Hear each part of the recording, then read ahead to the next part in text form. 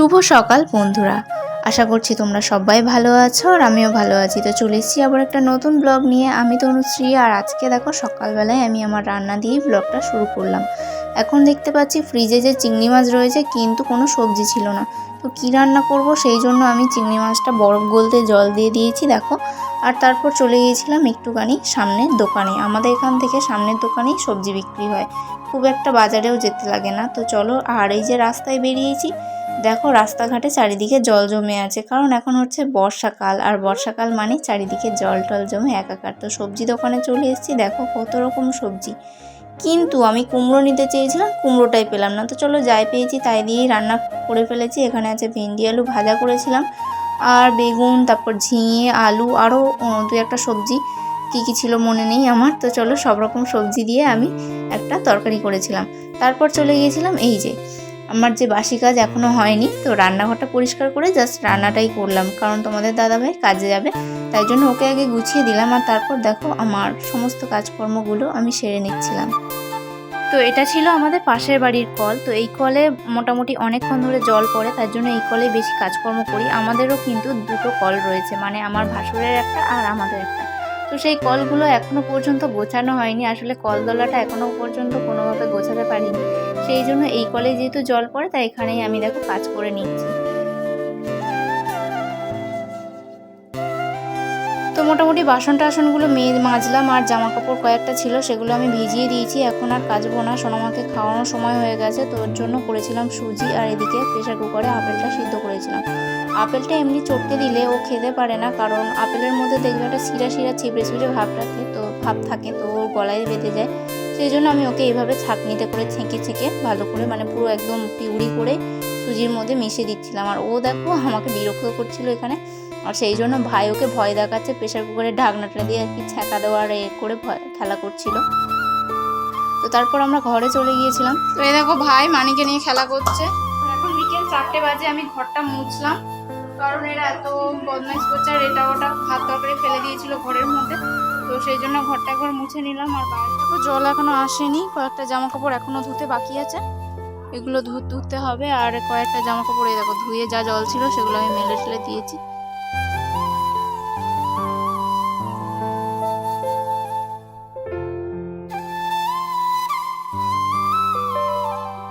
তো আমি ক্যামেরার সামনে থেকে চলে যাওয়ার পর এই দেখো মনীষ আর আমার ভাই দুজনে, যেহেতু এখানে ক্যামেরা চলছে, তাই ওরা খুব মজা করছিল আমার ক্যামেরাটাকে নিয়ে।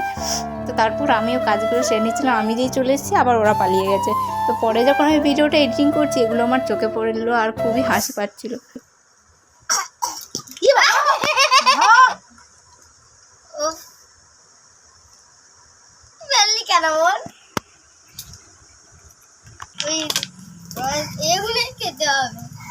এটা নিয়ে খায় না, মামার থেকে খায় না। কি বলবো এইসব মেয়ে ছেলে, একটা গোটা লেবু কেটেছি আমি, ফেলে দিল। সবুজ সবুজ লেবু।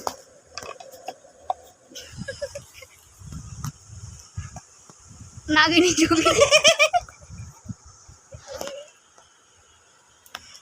পুটু খা, লেবুটা খা। জানো এই তনুশ্রীর আসল নাম হচ্ছে ছোটবেলাকার আমার ঠাকুমা দিয়েছিল পুটু। সবাই এখন পুটু পুটু করে ডাকবে, সবারই থাকে ছোটবেলাকার নাম। এটা তো হাসাহাসির কি আছে, ডাকবে লোকে, তো কি হয়েছে, পুটু পুটকি, হ্যাঁ সবাই ডাকবে আমাকে, তাই সবাই ডাকবে আমাকে চুটকি। এখন আমাকে অনেকেই ডাকে ওই নাম। রাগ হয়ে গেছে বন্ধুরা, রাগ হয়ে গেছে বন্ধুরা, একটা লাইক করে দাও। দেখো গোটা লেবুর রসটা ফেলে দিয়েছে, কিরকম লাগে এইসব। লাগে লাগে এই বুকে লাগে, কেরম লাগে, কেরম লাগে বল, কেরম লাগে, এই বুকে লাগে।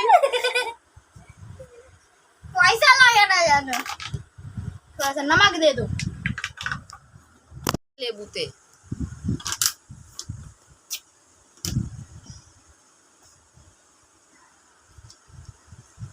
সেই স্বাদ, কচি জিনিসটাই আলাদা। ওটা কচি নয় রে, ওটা পাকা। আচ্ছা পাকা জিনিসটাই আলাদা। পাকা লেবু বলে কচি লেবু, কচি লেবু খেতে পারবি? আরে এই একজন পাক লাগছে, রস করে দিলাম, রসটাকে ফেলে দিয়েছে। এখনো রয়েছে, এখনো রয়েছে বাবা, এখন রয়েছে, কামড়াও কামড়াও, এনো কামড়াও, এনো কামড়াও।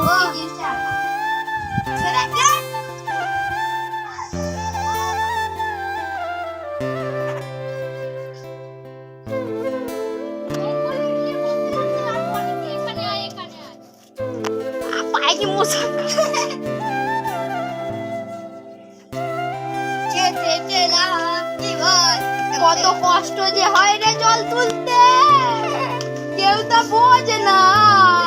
এটা আমার ব্যাকগ্রাউন্ড মিউজিক।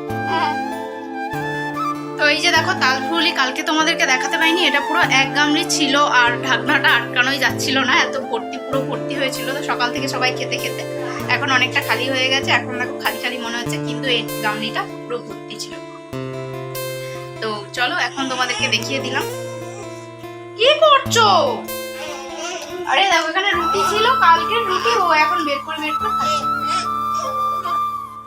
ফার্স্টে এই তালফুলি খেতে চেয়েছে, তো দিয়েছি, ও তো মানে চিবাতে পারে না এখন অত ভালো করে, তাই খেতে পারছে না বলে একটুখানি কামড়াচ্ছে আর ফেলে দিচ্ছে, একটু কামড়াচ্ছে আবার নিচ্ছে ফেলে দিচ্ছে। তো লাস্টে ওর গিয়ে রুটিটা পছন্দ হয়েছে। তো এই বৃষ্টি বাদলার দিনে কাদের কাদের ঘরের ঠিক এই রকম অবস্থা হয়। দেখো সব ভিজে ভিজে জামা কাপড় আমার খাটের উপর প্রত্যেক দিনই শুকায়। আর এখন শোনো আমার জ্বর এসছে, সেই জন্য ওকে শুইয়ে দিয়েছি, ওষুধ খাইয়ে দিয়েছি। জানি না কেন জ্বরটা বারবার আসছে, বুঝতে পারছি না। ওষুধ খাওয়াচ্ছি তাও। তো তারপরে আমি এই যে জামা কাপড়গুলোই আমার ভাঁজ করা বাকি ছিল, সেগুলোই ভাঁজ করে নিলাম। আর তারপর যাব আর কি রান্না করতে। ও বেশ এখন ঘুমালে না, রাতে খুব বিরক্ত করে, জানি না আজকে কি হবে।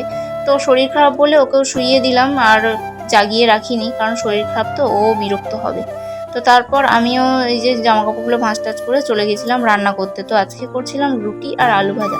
তো ভেবেছিলাম রুটিটা তোমাদের সাথে পুরো আর কি রান্না করা শেয়ার করবো, কিন্তু সেটা আর হলো না, কারণ মানে ফোনেতে মেমোরি ফুল হয়ে গেছিলো। তো চলো আজকের ভিডিও এখানেই শেষ করে দিচ্ছি। যদি ভালো লেগে থাকে please like, comment, share and subscribe করে দিও।